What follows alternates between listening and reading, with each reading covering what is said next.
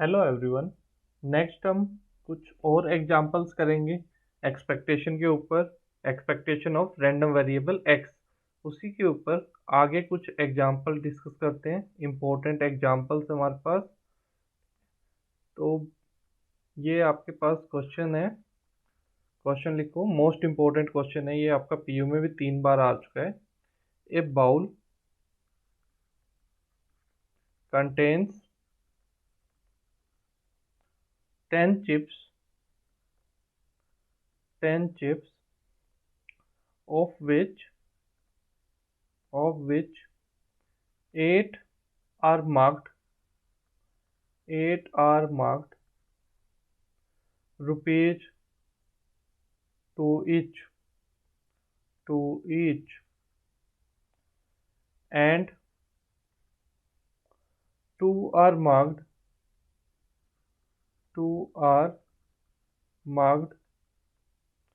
rupees 5 each, rupees 5 each, full stop. Let a person choose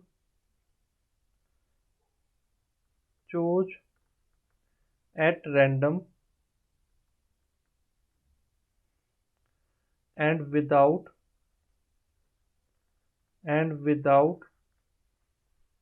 replacement, without replacement 3 chips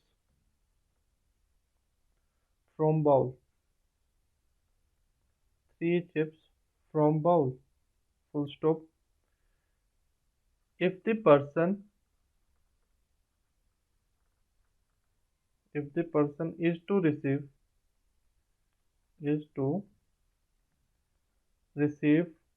the sum of if the sum of the resulting amounts,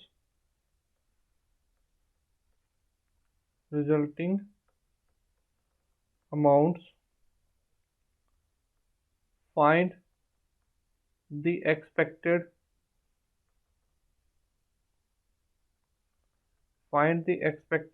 amount that person will receive, that person will receive।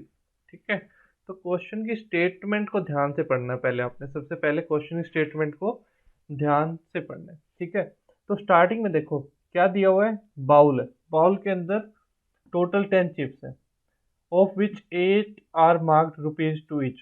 Rupees two वाली कितनी है, 8, and 2 are marked rupees 5 each. Let a person choose at random and without replacement, replace नहीं कर रहे उन, replace नहीं कर रहे। ठीक है, 3 chips from the bowl, total 10 में से उसने 3 चूज किए। ठीक है, if the person is to receive the sum of the resulting amount. ठीक है, उस पर्सन को कितना अमाउंट रिसीव हो रहा है, मतलब कितना अमाउंट मिल रहा है, जितना उन चिप्स पे जो अमाउंट आ रहा है, 2 आएगा या 5 आएगा। या तो 2 रुपीज की हमारे पास चिप्स थी या फिर 5 रुपीज की चिप्स थी, तो 2 आएगा या 5 आएगा, उनका सम, और वो अमाउंट उसको मिल रहा है। ठीक है, find the expected amount, meaning जो अमाउंट है ना उसकी एक्सपेक्टेशन निकालनी है। जो अमाउंट मिल रहा है उसको, उसकी क्या निकालनी है आपने, एक्सपेक्टेशन निकालनी है। तो कैसे करेंगे, चलो देखो जरा सॉल्यूशन। तो हम क्या कर लेते हैं, लेट रैंडम वेरिएबल ले लेते हैं कैपिटल एक्स। कैपिटल एक्स क्या ले लेंगे, नंबर ऑफ चिप्स ड्रॉ की हैं जो, वो या तो 2 रुपीज ईच वाली ले लो या फिर 5 रुपीज ईच वाली। ठीक है, 2 रुपीज वाली चिप्स कितनी ड्रा की है, या तो 2 वाली ले लो या फिर 5 वाली ले लो। ठीक है, दोनों में से कुछ भी ले सकते हैं हम। तो हम क्या ले लेते हैं, let x be the number of chips drawn, number of चीज ड्रान दैट आर मार्क्ड, कोई भी ले सकते हो आप। हम रुपीज 2 वाली ले लेते हैं, रुपीज 2 ईच। ठीक है, okay. Therefore possible values of x are, possible values of capital x are, 2 rupees की कितनी चिप्स हो सकती है। ठीक है, तो देखो टोटल कितनी चिप्स ड्रॉ कर रही है। ठीक है, टोटल कितनी चिप्स ड्रॉ करनी है, 3। उनमें से 2 रुपीज की कितनी हो सकती है। ठीक है, एक तो केस क्या हो जाए, तीनों की तीनों 2 रुपीज वाली हो जाए, तो 3 वैल्यू पॉसिबल है। एक केस क्या बन जाए, 2 चिप 2 रुपीज वाली हो, एक चिप 5 रुपीज वाली हो। फिर एक केस क्या बन जाए कि एक चिप 2 रुपीज वाली हो और 2 चिप 5 रुपीज वाली हो। और वैसे एक पॉसिबिलिटी और हो सकती थी, क्या, कि तीनों की तीनों 5 रुपीज वाली हो जाए, लेकिन यहाँ पे तो 5 रुपीज वाली सिर्फ 2 ही चिप्स दी हुई है, तो तीनों की तीनों 5 रुपीज की तो हो ही नहीं सकती। तो possible value of x, number of chips that are marked rupees two each, rupees 2 वाली कितनी चिप्स ड्रा कर सकते हैं हम, या तो 1 करेंगे या 2 करेंगे या 3 करेंगे, तीनों की तीनों। जीरो नहीं आ सकती, क्योंकि 2 वाली जीरो होगी तो 5 वाली 3 हो जाएंगी, और 3 तो टोटल ही नहीं है, 3 टोटल आपके पास 2 चिप्स है, 5 मार्क्ड है जिनपे, टोटल 5 मार्क्ड है जिनपे वो 2 चिप्स है, और आपको 3 टोटल ड्रॉ करनी है। तो एक केस तो ये बनेगा ना, दोनों की दोनों ये 5 रुपए वाली ड्रॉ कर ली, एक तो फिर भी 2 रुपीज वाली आपको कम से कम करनी ही पड़ेगी। ठीक है, ओके। तो अब देखो जरा x की वैल्यूज क्या क्या है, 1 2 3। ठीक है, ओके। तो f ऑफ 1 क्या होगा, probability of capital x is equal to 1, तो ये क्या आ जाएगी, total number of possible outcomes 10c3, 10 में से 3 चूज कर रहे हैं। अब 1 आपको 2 रुपीज वाली चूज की है, 2 रुपीज वाली टोटल कितनी थी, 8, 8 में से 1 चूज की, और बाकी 2 कहाँ से चूज की, जो 5 रुपीज वाली थी, टोटल 2 थी, 2 में से 2 चूज की, ये फेवरेबल केसेज आ गए, divided by total number of cases. Okay, next f(2) that is equal to probability of capital X is equal to 2, तो total number of possible outcomes वो तो 10c3 रहेंगी। अब कैपिटल एक्स की value 2 है, मतलब 2 rupees वाली 2 चिप्स ड्रॉ की हैं, 2 रुपीज वाली 2 और 5 रुपीज वाली 1। ठीक है, तो ऐसे आपने चिप्स को चूज किया, तो 8 में से 2 चूज की, 8c2, क्योंकि 2 रुपीज वाली टोटल 8 थी, और 5 रुपीज वाली आपके पास 2 थी, उनमें से एक चूज की। फिर इसी वे से निकालेंगे हम f(3) that is equal to probability of x is equal to 3, probability of x is equal to 3, तो 10c3। अब आप तीनों की तीनों चिप्स कहाँ से निकाल रहे हो, 8 2 c1, और उन दो में से कोई भी नहीं ले रहे। ठीक है, ओके। तो यहां से देखो इन तीनों से मैं क्या लिख सकता हूं, जो स्मॉल f ऑफ x है, probability of capital x is equal to small x, ये किसके इक्वल आ गया, 8c1, x is equal to 1 के केस में 1, 2 के केस में 2, 3 के केस में ये 8c3, सॉरी ये गलत लिख दिया, 8c3, तीनों की तीनों हम यहां से चूज कर रहे थे, 8c3 आएगा ये, तो 8cx, और वो क्या आ जाएगा 2c, क्या आ जाएगा 2 minus 2c 3 minus x, 2c total 3 थी ना, 3 माइनस एक्स अपॉन 10c3, जब आपके पास क्या है x इज इक्वल टू 1 2 3 है उन केस में, और अदरवाइज क्या वैल्यू आएगी, 0, 0 कब आएगी, अदरवाइज। तो ये आ गया हमारे पास f ऑफ x। ठीक है, ये हमारे पास स्मॉल f ऑफ x आ गया, probability of x is equal to small x। Okay, ऐसे हमने फाइंड करना है इसको। अब देखो, अब क्या हमारे पास, small x number of chips of rupees 2 are drawn. ठीक है, small x number of chips drawn that are marked rupees 2 each. ठीक है, तो 3 minus x number of chips drawn that are marked rupees 5 each, ये हो जाएगा हमारे पास 3 minus x 5 rupees वाली और x 2 रुपीज वाली, टोटल तो 3 ड्रॉ करनी है ना हमें, टोटल तो कितनी ड्रॉ करनी है, ठीक है, टोटल हमें 3 ही ड्रॉ करनी है। ठीक है, ओके। तो अब देखो, तो हम क्या निकालेंगे,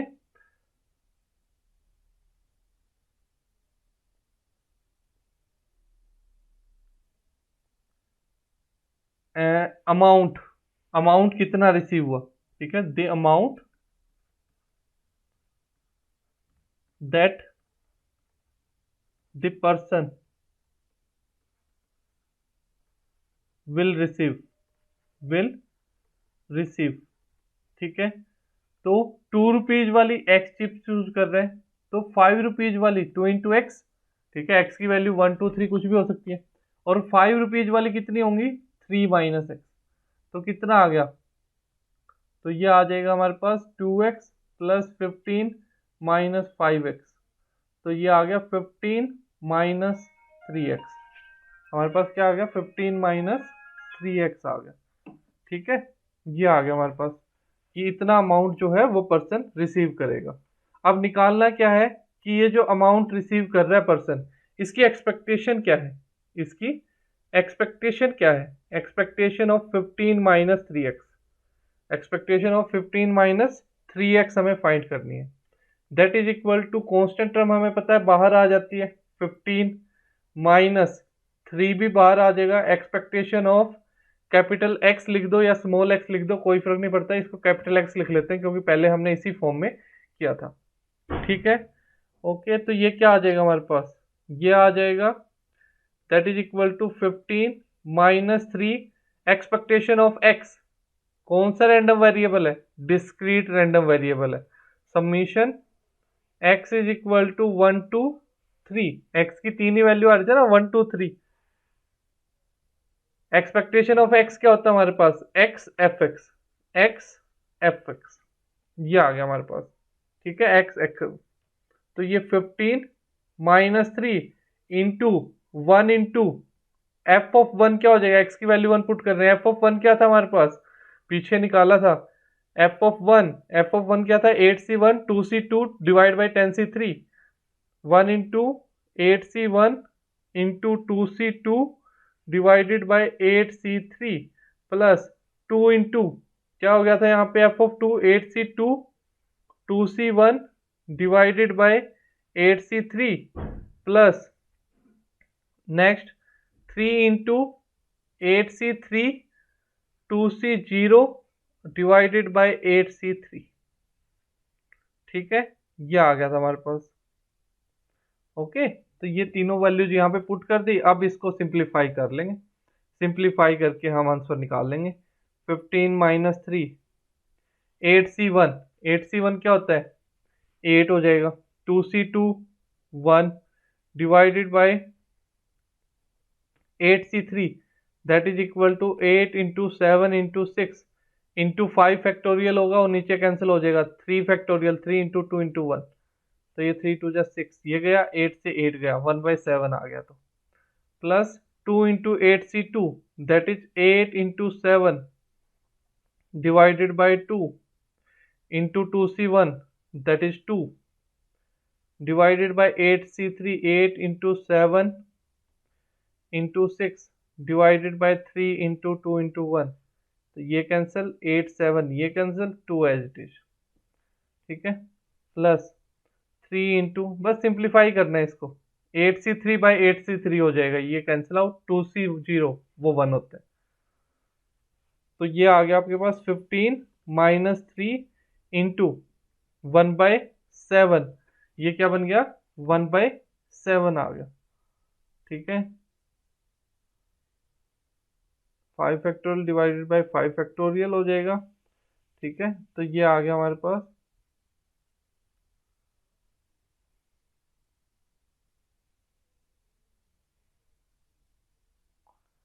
डिवाइडेड बाई 3 फैक्टोरियल 8c1,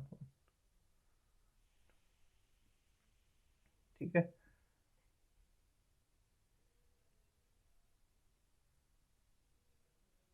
ओहो, ये गलत कर दिया क्या हमने, ये डिनोमिनेटर में 10c3 था, डिनोमिनेटर में हर एक प्लेस पे ये 10c3 था, ये यहाँ पे गलत नोट कर लिया हमने, यहाँ पे डिनोमिनेटर में क्या था हमारे पास 10c3, तो उसके अकॉर्डिंग ये कैलकुलेशन सारी चेंज हो जाएंगी, ठीक है, तो ये 10 इंटू 9 इंटू 8 कैलकुलेशन ये सारी चेंज होंगी, ठीक है, ये गलत स्टेप कर दिया था हमने यहाँ पे, वो 10c3 पिछले पेज से गलत कॉपी कर लिया था, ठीक है, तो दोबारा कर लेते हैं, 8C1 क्या आएगा, 8 आएगा, 2C2 वो 1 आएगा, ठीक है।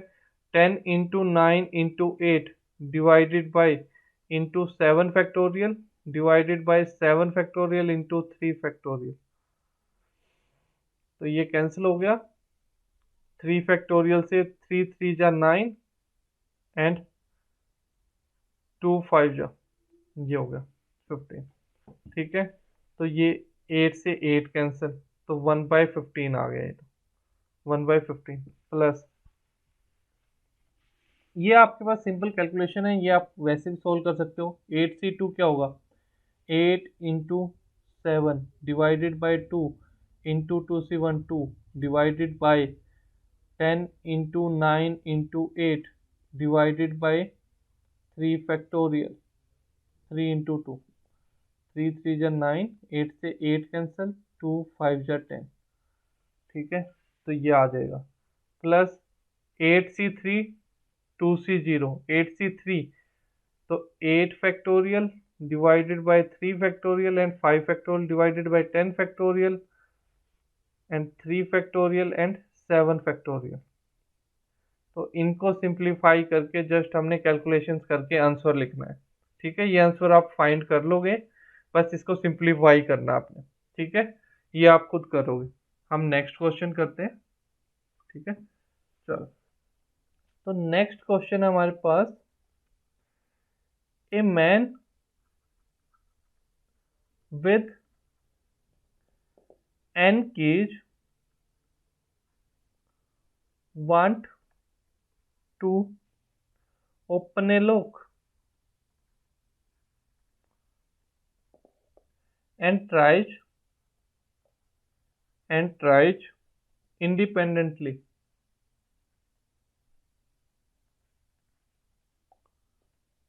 and at random assuming that only one key fits the lock,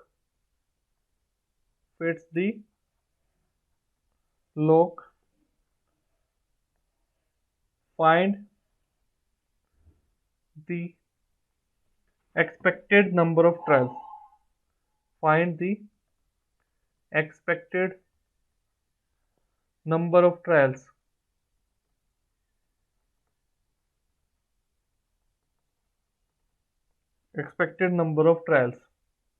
ठीक है। फर्स्ट, इफ अनसक्सेसफुल, दो केस है यहाँ पे, if unsuccessful keys are not eliminated, from further selection,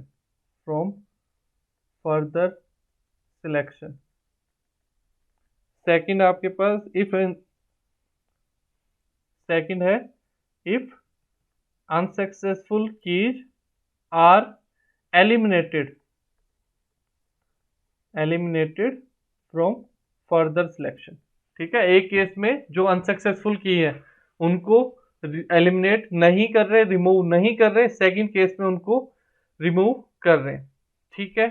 okay, अब देखो क्वेश्चन की स्टेटमेंट दोबारा ध्यान से पढ़ो, क्योंकि क्वेश्चन की स्टेटमेंट ये जो सबसे ज्यादा इंपॉर्टेंट होती है। क्या बोल रहा है कि कोई मैन है, टोटल n कीज है और एक लॉक को ओपन करना चाहता है, tries independently at random assuming that only one की, टोटल n कीज है, उनमें से सिर्फ एक की ही उस लॉक को ओपन कर सकती है, ठीक है। Fits the lock, find the expected number of trials, मतलब कितनी बार ट्राई करना पड़ेगा, एक्सपेक्टेड नंबर ऑफ ट्रायल्स।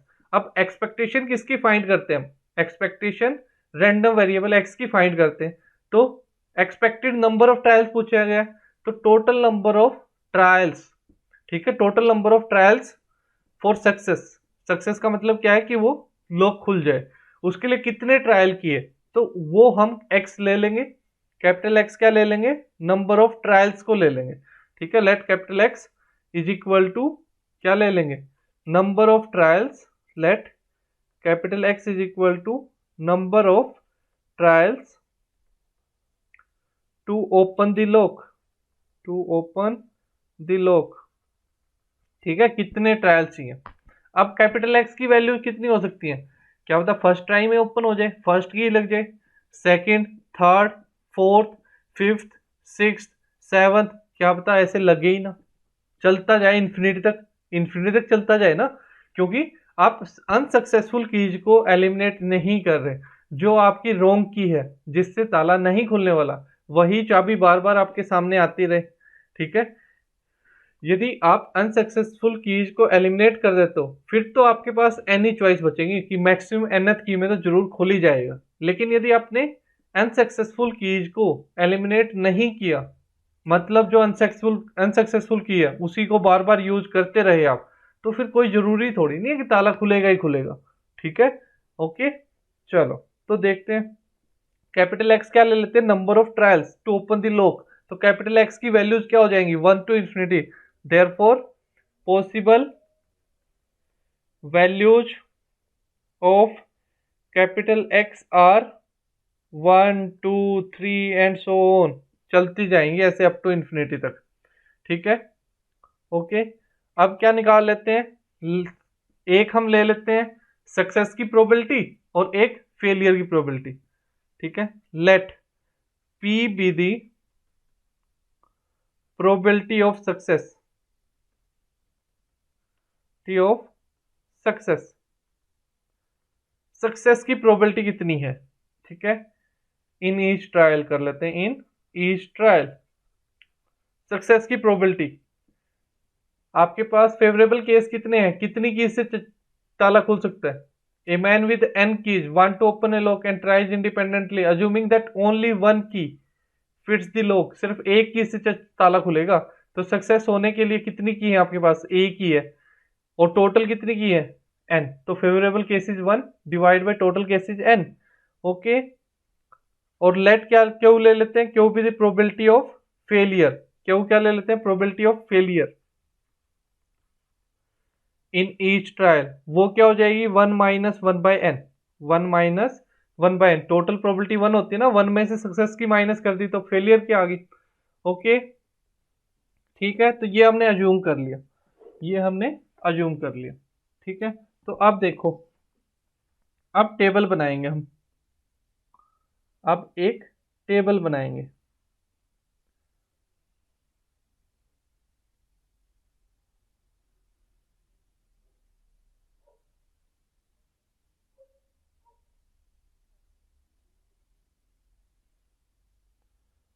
एक रो में ले लेते हैं हम x, एक रो में ले लेते हैं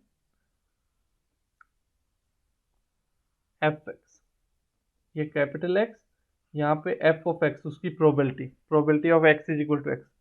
तो कैपिटल एक्स की वैल्यूज क्या क्या पॉसिबल है, 1 है, 2 है, 3 है, 4 है, एंड सो ऑन चलती जा रही है, ठीक है, 5 है, and so on up to infinity जाती जाएंगी, ऐसे है आपके पास कैपिटल एक्स की values.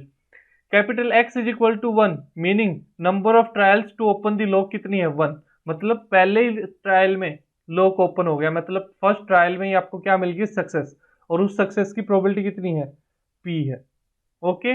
Next capital x is equal to 2, capital x is equal to 2 मतलब सेकेंड ट्रायल में आपको क्या मिली है, सक्सेस मिली है।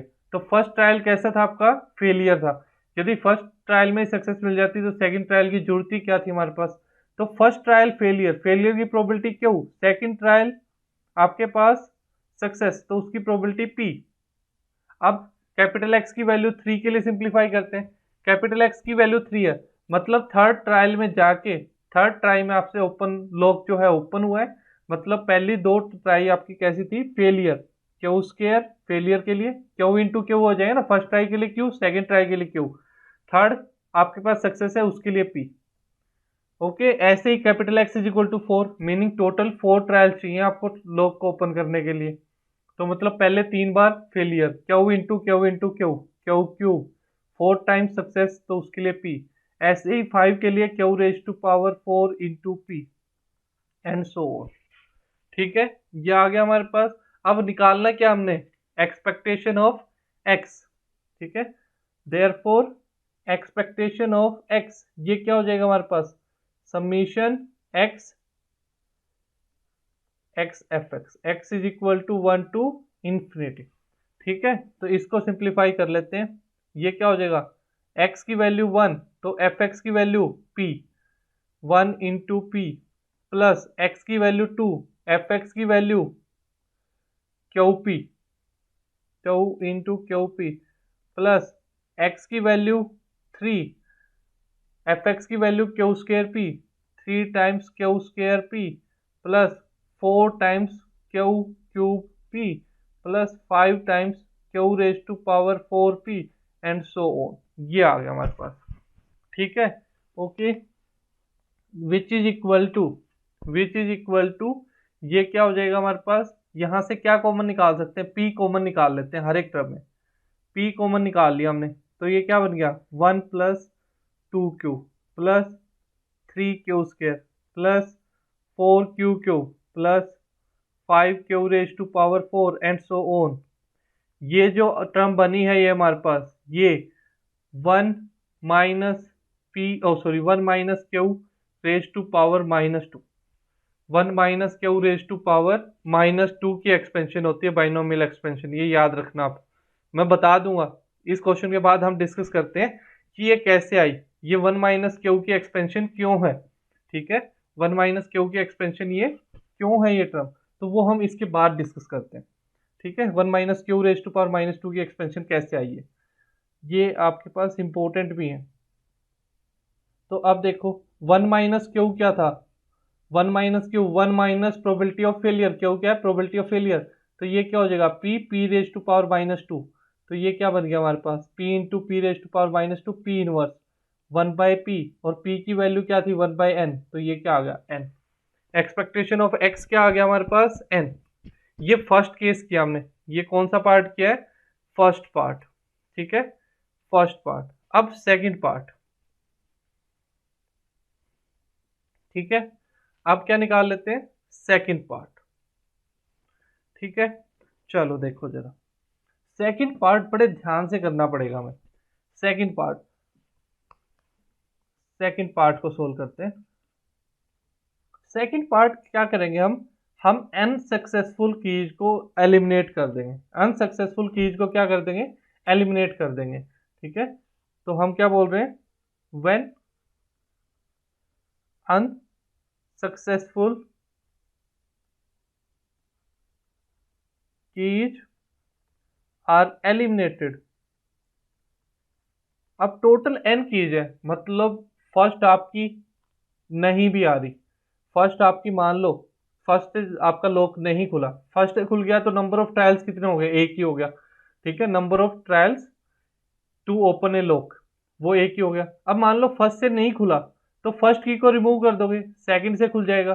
सेकंड से भी नहीं खुला तो सेकंड को भी रिमूव कर दिया, थर्ड से खुल जाएगा, थर्ड से नहीं खुला अब थर्ड को भी रिमूव कर दिया। ऐसे करते करते क्या करेंगे, n-1 बार ट्राई ले लेंगे। यदि n-1th की से भी नहीं खुला तो n-1th को भी रिमूव कर देंगे। अब n-1 की आपने रिमूव कर दी तो कितनी की बची, एक ही बच गई nth की, इससे तो जरूर खुल जाएगा। तो टोटल नंबर ऑफ ट्रायल्स यहाँ पे n तक ही जाएंगे। ठीक है, यहाँ पे तो n ट्रायल पे लॉक आपका 100% खुल जाएगा। ठीक है, तो possible values of x are, possible values of capital X are क्या आ जाएंगी, 1 2 3 and so on up to n। ये आपके पास कैपिटल X की वैल्यूज आ गई। ठीक है, अब टेबल बनाते हैं। टेबल हम हल्के से डिफरेंट वे से बनाएंगे, पहले की तरह नहीं बना रहे। ठीक है, पहले कॉलम वाइज बनाते थे, अब रो वाइज बनाएंगे। तो देखो जरा, क्योंकि हमें बड़ी टेबल की जरूरत है, अब बड़ी टेबल की जरूरत है। ठीक है, तो फर्स्ट रो में लिख लेंगे कैपिटल X की वैल्यू और एफ एक्स की values, first column sorry, first column में x, सेकंड में f ऑफ x, और ये फर्स्ट रो, फर्स्ट कॉलम में x आ गया, फर्स्ट रो सेकंड कॉलम में एफ एक्स आ गया। ठीक है, अब देखो फर्स्ट ट्रायल में ही आपको सक्सेस मिल गई, फर्स्ट ट्रायल में क्या मिल गई, सक्सेस मिल गई। तो सक्सेस की प्रोबेबिलिटी फर्स्ट ट्रायल में सक्सेस, टोटल n कीज है उनमें से एक ही सक्सेसफुल है तो 1/n, इसको हमने क्या मान लिया था p, इसको क्या लिया था p। Okay done, first trial में ही आपको सक्सेस मिल गई, वहां पे तो कुछ ज्यादा करना ही नहीं पड़ा। अब देखो सेकंड ट्रायल में आपको सक्सेस मिले, मतलब फर्स्ट आपके पास हो गया फेलियर, फर्स्ट आपके पास क्या है, फेलियर। फेलियर की प्रोबेबिलिटी, फर्स्ट फेलियर की प्रोबेबिलिटी कितनी है आपके पास, आपके पास फर्स्ट फेलियर की जो प्रोबेबिलिटी है वो है 1 - 1/n, जो सक्सेस होने की प्रोबेबिलिटी थी। तो ये क्या होगी, n-1/n, तो क्या हो जाएगा 1 - 1/n। ठीक है, ओके, फर्स्ट फेलियर आ गया। अब सेकंड पे सक्सेस मिल रही है, तभी टोटल नंबर ऑफ ट्रायल्स कितने हैं, 2। अब मतलब सेकंड पे आपको सक्सेस मिल रही है। अब सक्सेस की प्रोबेबिलिटी, टोटल n कीज थी, फर्स्ट आपका आ गया फेलियर, मतलब इस की को आपने फर्स्ट की को रिमूव कर दिया जिसपे फेलियर आ गया, तो टोटल कीज कितनी बची, n-1 की बच गई अब आपके पास। अब इन n-1 कीज में से एक की आपका, एक की से लॉक खुल जाएगा, मतलब total number of possible cases कितने हैं, n-1, और फेवरेबल केसेस 1, तो सक्सेस आने की कितनी होगी अब 1/n-1। ठीक है, तो इसको सिंप्लीफाई कर लेते हैं, n-1/n इंटू 1/n-1, तो ये क्या आ गया 1/n, that is equal to p। इस केस में भी अगेन क्या आ गया हमारे पास, p आ गया आंसर। ठीक है, ये x की वैल्यू 2 के लिए सिंप्लीफाई किया था हमने, और इसी वे से करते जाएंगे हम, इसी वे से करते जाएंगे। ठीक है, एक और कर लेते हैं फिर आपको आइडिया मिलना स्टार्ट हो जाएगा। अब क्या ले लेते हैं, थर्ड ट्रायल में आपकी कीज ओपन हो रही है। ठीक है, तो फर्स्ट ट्रायल में सक्सेस की प्रोबेबिलिटी कितनी थी 1/n, फेलियर की कितनी होगी 1 - 1/n, फर्स्ट ट्राई फेल होगी, सेकंड ट्राई भी फेल होगी, थर्ड ट्राई में जाके आपको सक्सेस मिलेगी। अब सेकंड ट्राई में सक्सेस की प्रोबेबिलिटी कितनी आई थी हमारे पास, ये यहाँ पे निकाली थी, सेकंड ट्राई में सक्सेस होने की प्रोबेबिलिटी आई थी 1/n-1, तो सेकंड ट्राई भी फेलियर है, फेलियर की प्रोबेबिलिटी 1/-1/n/n-1, 1 - 1/n-1। अब थर्ड ट्राई आपके पास सक्सेस होगी, बट थर्ड ट्राई से पहले आपकी जो दो अनसक्सेसफुल ट्राइज आई हैं, अनसक्सेसफुल की जाई हैं, उन दोनों को आप एलिमिनेट कर चुके हो अकॉर्डिंग टू क्वेश्चन, उन दोनों को आपने एलिमिनेट कर दिया, मतलब अब टोटल कीज कितनी बची है आपके पास, n-2 कीज बची हैं और उनमें से एक सक्सेसफुल की है। तो इसको सिंप्लीफाई कर लेंगे, इसको भी ऐसे ही सिंप्लीफाई कर लेंगे, तो ये आ जाएगा आपके पास n-1/n into n-2/n-1 into 1/n-2, that is equal to 1/n and which is equal to p again, which is equal to p again। ऐसे ही सोल्व करते जाएंगे हम, ऐसे ही सोल्व करते जाएंगे। ओके, सिमिलर वे से फोर के केस में क्या आ जाएगा, first failure 1 - 1/n, second failure 1/1 - n-1, third भी फेलियर 1 - 1/n-2, फोर्थ जाके आपके पास सक्सेस आएगा, मतलब 1/n-3, और ये भी आंसर क्या आ जाएगा, पी आ जाएगा। ठीक है, तो फोर्थ ट्राई में जाके सक्सेस मिल रही है तो भी पी आ रहा है, और इसी वे से हम प्रोसीड करते जाएंगे। कब तक, एन तक। लास्ट वैल्यू क्या आएगी, लास्ट वैल्यू आएगी हमारे पास एन, उस केस में भी क्या आ जाएगा हमारे पास, लास्ट वैल्यू एक्स की एन आ रही है, उस केस में प्रोबेबिलिटी क्या आ जाएगी, पी, उस केस में भी पी आ जाएगी। तो अब निकालते हैं expectation of x, therefore expectation of x क्या हो जाएगा हमारे पास, summation x f x, summation x f x. X की वैल्यूज क्या है, x is equal to 1 to n, 1 to n, तो 1 इंटू पी, एफ एक्स तो यहाँ पे पी आ रहा है, 2 into p plus 3 into P and so on n into p, तो ये क्या हो गया हमारे पास 1 + 2 + 3 + so on up to n into p, that is equal to n+1, that is क्या आ जाएगा हमारे पास n इंटू n+1 divided by 2 into p, p की वैल्यू क्या थी 1/n, तो आंसर क्या आ गया हमारे पास n+1/2 आंसर आ गया। ये सेकंड केस में एक्सपेक्टेशन आ गई, ये सेकंड केस में एक्सपेक्टेशन आ गई। इस वे से आपने क्वेश्चन करना है, ये भी बड़ा इंपॉर्टेंट क्वेश्चन है। ठीक है, ये जो लास्ट के 4 एग्जाम्पल हैं, चारों बहुत ज़्यादा इंपॉर्टेंट है। अब आप बोलोगे सर आपने जो फार्मूला लिखा था वो 1 - क्यू रेज टू पावर -2 वो कैसे लिख दिया। तो ये 4 फार्मूले आपको याद रखने चाहिए, और ये आते कहाँ से मैं भी वो भी बताता हूँ आपको। ठीक है, सबसे पहले बाइनोमियल थ्योरम आपने की थी, कब की थी? 11th क्लास में। a plus b raise to power n के लिए क्या किया था आपने? NC0 a raise to power n b raise to power 0 plus NC1 a raise to power n-1 b raise to power 1 plus NC2 a raise to power n-2 into b raise to power 2 and so on. इसी way से चलते जाएंगे कब तक? NCn a raise to power 0 b raise to power, ये आपने किया था। अब यही इसी को मैं हल्के से डिफरेंट वे से लिखता हूं। इसको क्या लिख लेता हूं मैं? a plus b raise to power n is equal to NC0 a raise to power n b raise to power 0 plus NC1 a raise to power n-1 b raise to power 1 plus NC2 a raise to power n-2 b2 and so on. क्यों किया हमने? क्योंकि n negative भी हो सकता है। अब क्या हो सकता है?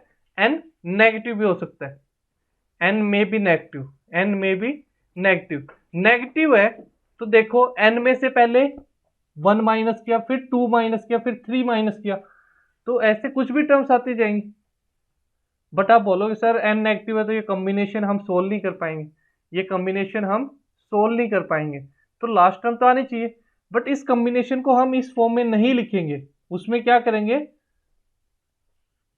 इस फॉर्म में नहीं लिखेंगे। नाउ n में बी नेगेटिव, n में बी नेगेटिव आल्सो, तो उस केस में क्या लिख देते हैं हम? a plus b raise to power n, इस फार्मूले को ऐसे लिख देते हैं। NC0 क्या होता है? 1 into a raise to power n। NC1 क्या होता है हमारे पास? NC1 होता है n into a raise to power n-1 b plus NC2 क्या होता है हमारे पास? n into n-1/2 a raise to power n-2 as it is b square plus so on. अब डैश डैश लगा के छोड़ सकते हैं हम इसको, अब डैश डैश लगा के छोड़ सकते हैं ऐसे। ठीक है, क्योंकि अब NC1 NC2 ये वैल्यूज नहीं निकालने की जरूरत, n नेगेटिव भी है तो भी क्या टेंशन है, n की वैल्यू n इंटू n-1 की वैल्यू। ठीक है, अब यहाँ पे क्या करते हैं हम? a को 1 ले लेते हैं, b को x ले लेते हैं, और यहाँ से फिर फार्मूलेज बनाना स्टार्ट करते हैं। तो सबसे पहला फार्मूला बनता है हमारे पास 1 plus x raise to power n का। 1 की पावर कुछ भी करते जाओ, a क्या है? 1 की पावर तो 1 ही रहेगा, plus NB plus n into n-1/2 b square plus n into n-1 into n-2 divided by 3 factorial b cube and so on. ठीक है, तो ऐसे चलती जाएंगी ये टर्म। अब यहाँ से फार्मूला बनाना स्टार्ट करते हैं। सबसे पहले 1 plus x inverse, 1 plus x inverse. ठीक है, तो n की वैल्यू कितनी है? -1, तो ये क्या हो जाएगा? ओ सॉरी, ये b के प्लेस पे x करना था, ये नहीं किया मैंने। b के प्लेस पे x, b के प्लेस पे ये x कर दो, यहाँ पे b के प्लेस पे x, b के प्लेस पे क्या कर दोगे? x कर दोगे। ठीक है, तो अब देखो n के प्लेस पे -1 पुट करते जाओ।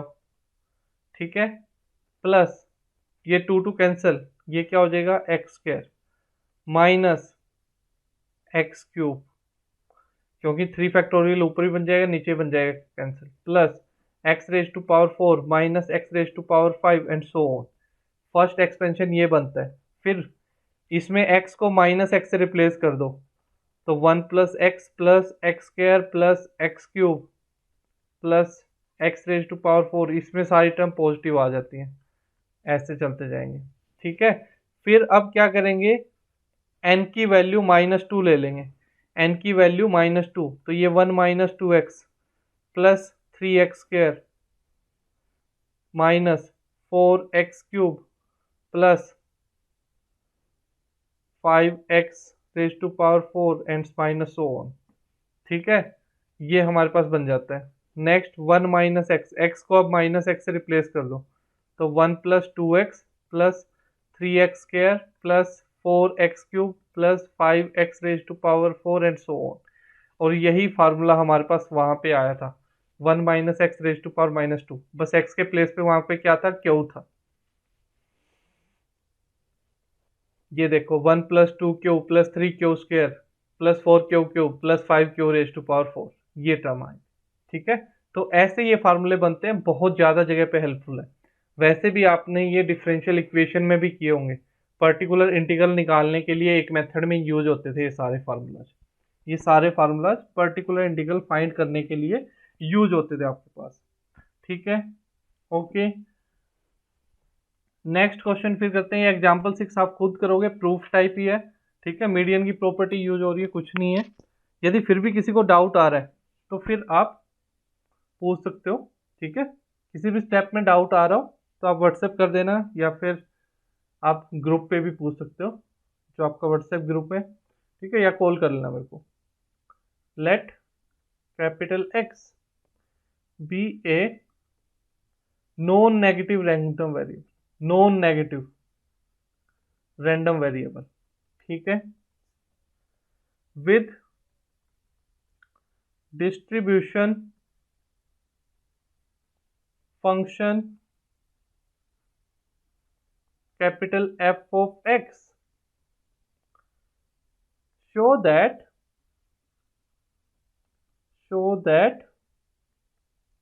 first part है expectation of X is equal to integration 0 to infinity 1 minus capital F of X dx, ये फर्स्ट पार्ट है।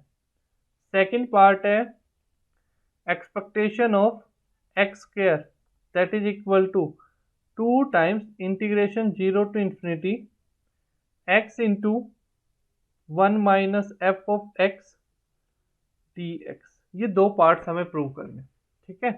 तो सॉल्यूशन फर्स्ट मैं प्रूव करवाता हूँ, सेकंड भी सेम वैसे ही होगा, वो आप खुद कर लोगे, ठीक है।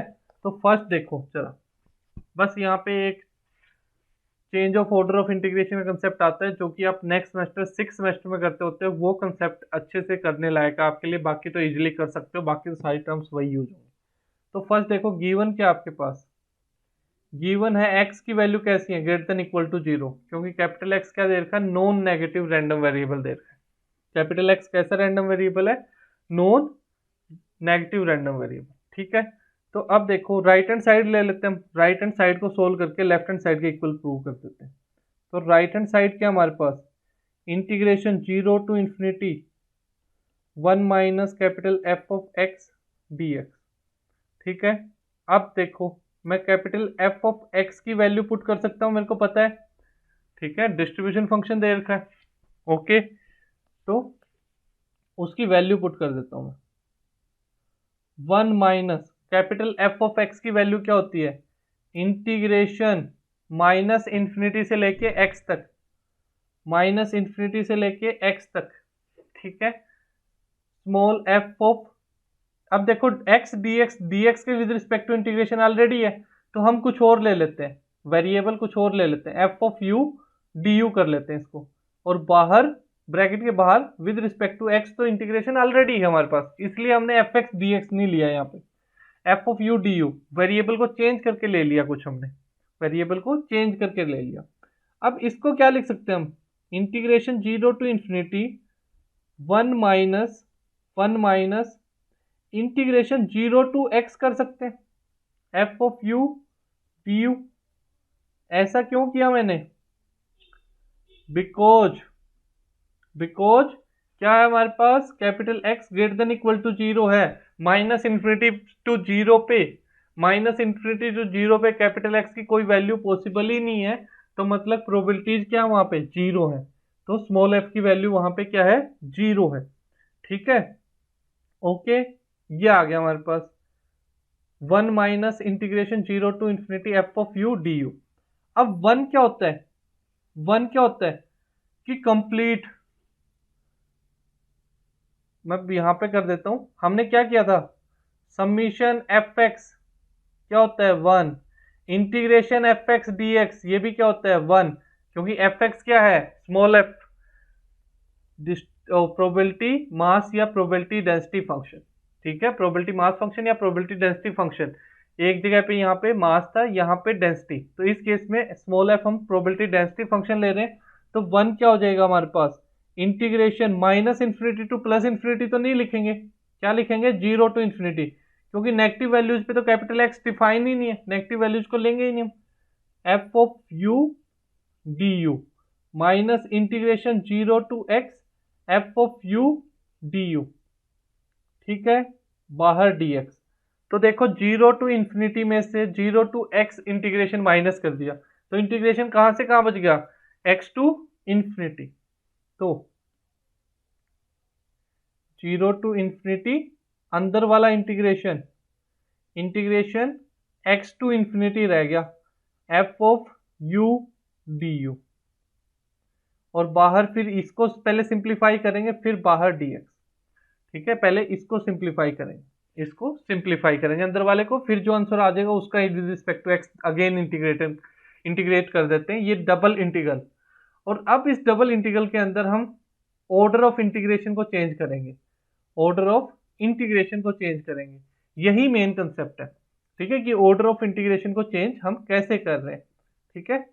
तो चलो देखो, ऑर्डर ऑफ इंटीग्रेशन चेंज का मतलब क्या है यहाँ पे, पहले कि यहाँ पे देखो ये जो हमारे पास आया है इसमें पहले हम u के विद रिस्पेक्ट टू इंटीग्रेट कर रहे हैं, पहले ये अंदर वाला इंटीग्रेशन सोल्व होगा ना, मतलब u के विद रिस्पेक्ट टू पहले इंटीग्रेट कर रहे हो, फिर बाद में x के विद रिस्पेक्ट टू इंटीग्रेट कर रहे हो, ठीक है। अब हम क्या करेंगे, ऑर्डर को चेंज कर देंगे, ऑर्डर को चेंज करेंगे तो मतलब पहले x के विद रिस्पेक्ट टू इंटीग्रेट करेंगे, फिर जो आंसर आ जाएगा उसको u के विद रिस्पेक्ट टू इंटीग्रेट करेंगे, ठीक है। तो पहले देखो ये जो अंदर वाली ब्रैकेट है ये इंटीग्रेशन किसके विद रिस्पेक्ट टू है, u के विद रिस्पेक्ट टू, तो जो ये लिमिट्स हैं ये किसकी हैं, u की लिमिट्स हैं, ठीक है। तो हम क्या लिखेंगे, u varies from u equal to x to u approaches to infinity, ठीक है। ये बाहर वाली लिमिट किसकी होंगी, फिर बाहर किसके विद रिस्पेक्ट टू इंटीग्रेशन है, x के विद रिस्पेक्ट टू, तो x varies from 0 to x approaches to infinity, 0 to infinity मत लिख देना, x अप्रोचेस टू इंफिनिटी कर देना, ठीक है, ऐसे लिखो बेटर है, ठीक है। अब यहाँ पे हम डायग्राम बनाते हैं, अब यहाँ पे डायग्राम बनाते हैं, सबसे मेन काम हमारा ये है, एक हम x एक्सिस ले लेते हैं, y एक्सिस के प्लेस पे यहाँ पे u ले लेते हैं, क्योंकि u की फॉर्म में हमारे पास, u की फॉर्म में, ठीक है, y एक्सिस के प्लेस पे u ले लेते हैं, तो u is equal to x line, u is equal to x line, ये लाइन आ गई u is equal to x, ठीक है। अब क्या बोल रहा है, u किस पे, y एक्सिस पे, y एक्सिस ये कैसे मेजर करते हैं, u को नीचे से ऊपर, y एक्सिस को भी नीचे से ऊपर मेजर किया जाता है, u की वैल्यू हो रही है स्टार्ट x से, मतलब x से मेजर करना स्टार्ट कर रहे हैं, x से ऊपर की तरफ ऐसे जा रहे हैं, x से ऊपर की तरफ इंफिनिटी तक लेके जा रहे हैं, x से इंफिनिटी ऐसे कुछ जा रहे हैं हम ऐसे, और ये लेफ्ट हैंड साइड में भी जाएंगे, यहाँ पे भी जा रहे हैं ऐसे, लेफ्ट हैंड साइड में भी जाएंगे। लेकिन अब देखो स्मॉल x ये कहां से कहां तक वेरी कर रहा है, 0 से स्टार्ट होके इंफिनिटी तक, तो ये 0 से स्टार्ट हो रहा है, x इज इक्वल टू 0, ये लाइन यहां से स्टार्ट हो रहा है और फिर इंफिनिटी तक चले जा रहा है। अब ये यहाँ पे भी आएगा, लेकिन आपको क्या निकालना है, कॉमन रीजन, दोनों का कॉमन रीजन, तो कॉमन रीजन तो हमें दिख रहा है यही है, ये हमारे पास ऊपर वाला ये कॉमन रीजन है, बाकी और कोई कॉमन रीजन नहीं होगा दोनों, जो कि दोनों वाली कंडीशन सेटिस्फाई कर रहे हो, ये कंडीशन भी सेटिस्फाई करे ये भी सेटिस्फाई करे, तो वो रीजन तो यही है हमारे पास। u की वैल्यू हमारे पास x से स्टार्ट हुई, u की वैल्यू x से स्टार्ट हुई, इस लाइन से स्टार्ट हुई, ऊपर कहां तक गई, इंफिनिटी तक, फिर x की वैल्यू 0 से स्टार्ट हुई, कहां तक गई, इंफिनिटी तक, तो ये रीजन ऊपर ऊपर वाला ये रीजन आया हमारे पास, ये रीजन आ रहा है, ठीक है, कॉमन रीजन हमारे पास ये आया। अब ऑर्डर को चेंज कर देते हैं, अब क्या करेंगे, अब हम FU तो एज इट इज रखेंगे, ऑर्डर को चेंज करना है, यहाँ पे du dx था, अब क्या कर देते हैं dx du, ऐसा क्यों किया, क्योंकि FU फंक्शन ऑफ u, ये तो u की टर्म्स तो कांस्टेंट हो जाएंगे, क्योंकि इंटीग्रेशन पहले विद रिस्पेक्ट टू x कर रहे हैं, तो डायरेक्ट इंटीग्रेशन x आ जाएगा हमारे पास, डायरेक्ट इंटीग्रेशन क्या आ जाएगा, x आ जाएगा, ठीक है, इसलिए हम ऐसा कर रहे हैं। तो बट मेन काम क्या हमारे पास, कि ये लिमिट्स को चेंज कैसे करें, ये लिमिट्स को चेंज कैसे करें, लिमिट्स चेंज होती हैं जब भी ऑर्डर ऑफ इंटीग्रेशन हम चेंज करेंगे तो साथ में लिमिट्स चेंज होंगी, ये चीज आप ध्यान से बिल्कुल कान खोल के सुन लो कि लिमिट्स चेंज होंगी ही होंगी। ठीक है, अब वो लिमिट्स कैसे चेंज करते हैं, जो ये बाहर वाला स्टार्टिंग वाला इंटीग्रल होता है ना, ये जो है स्टार्टिंग वाला ये इंटीग्रल, इस पे हमेशा यहां पे भी देखो कांस्टेंट लिमिट आती है, कांस्टेंट लिमिट आती है हमेशा, हमेशा कांस्टेंट लिमिट आएंगी। अंदर वाले पे वेरिएबल, जैसे अंदर वाले पे एक्स की टर्म में थी, ठीक है, तो ऐसे वेरिएबल अंदर वाले पे आती है, बाहर वाले की हमेशा कांस्टेंट आती है। तो यहाँ पे देखो अंदर वेरिएबल आएंगी, बाहर कांस्टेंट, अंदर वेरिएबल बाहर कांस्टेंट। पहले किसकी लिमिट्स देखनी है हमने, पहले देखनी है एक्स की लिमिट, पहले किसकी लिमिट्स देखेंगे, एक्स की लिमिट्स देखेंगे। ठीक है, मैं कलर चेंज कर लेता हूं ताकि आपको क्लियर रहे। तो एक्स कहां से कहां तक वेरी कर रहा है, इस बाउंडेड रीजन के लिए देखना है। एक्स की वैल्यू यहां से स्टार्ट हुई, इस लाइन तक गई, एक्स की वैल्यू यहां से स्टार्ट हुई, इस लाइन तक गई, एक्स की वैल्यू यहां से स्टार्ट हुई, इस लाइन तक गई, यहां से स्टार्ट हो रही है और इस लाइन तक जा रही है। ठीक है, एक्स की वैल्यू, ठीक है, पहले एक्स आ गया ना, अब इस एक्स की वेरिएबल लिमिट बनाएंगे, तो उसके लिए ऐसे हॉरिजॉन्टल एरोज लगा लेते हैं हम कि कहां से स्टार्ट हो रही है और कहां तक वैल्यू जा रही है। तो यू इस लाइन से स्टार्ट हो रही है, ये जो आपके पास वर्टिकल लाइन है इससे स्टार्ट हो रही है। इस लाइन के लिए एक्स की वैल्यू क्या है, इस लाइन की इक्वेशन क्या है, x is equal to zero, मतलब x is equal to zero से स्टार्ट हो रही है और कहां तक जा रही है, इस लाइन तक। इस लाइन की इक्वेशन क्या है, x is equal to u, x is equal to zero से x is equal to u तक लिमिट जा रही है। ठीक है, फिर बाहर वाली हमें पता है कांस्टेंट लिमिट आएंगी, बाहर वाली कैसी आती है, कांस्टेंट लिमिट। कांस्टेंट मतलब सबसे छोटी वैल्यू कितनी है इस रीजन के लिए, यू की, बाहर वाली लिमिट यू की आएगी ना, बाद में यू के विद रिस्पेक्ट टू इंटीग्रेशन होगा। तो यू की सबसे छोटी वैल्यू जीरो, बड़ी कहां तक जा रही है, ऊपर इन्फिनिटी तक, सबसे छोटी वैल्यू जीरो, बड़ी वैल्यू इन्फिनिटी, डायरेक्ट ये लिख देंगे। तो अब इसको सिंप्लीफाई कर देते हैं, integration zero to infinity, f of u बाहर आ गया, इंटीग्रेशन क्या बच गया, integration x is equal to zero to u x d x, और फिर बाद में इस कंप्लीट का क्या करेंगे, डी यू के विद रिस्पेक्ट टू। तो ये आ गया integration zero to infinity, integration d x, sorry x तो इसका इंटीग्रेशन आएगा, integration d x, f of u बाहर निकाल दिया हमने, तो ये क्या बन गया, f of u x, x की limit x is equal to zero to u, और इस पे again d u, integration with respect to u. ठीक है, तो ये क्या आ गया हमारे पास सोल्व करके, integration zero to infinity, integration zero to infinity f of u, x की लिमिट पुट करो, upper limit u minus x की lower limit zero into u minus zero d u. तो ये क्या आ गया, integration zero to infinity x, oh sorry u, u f of u d you.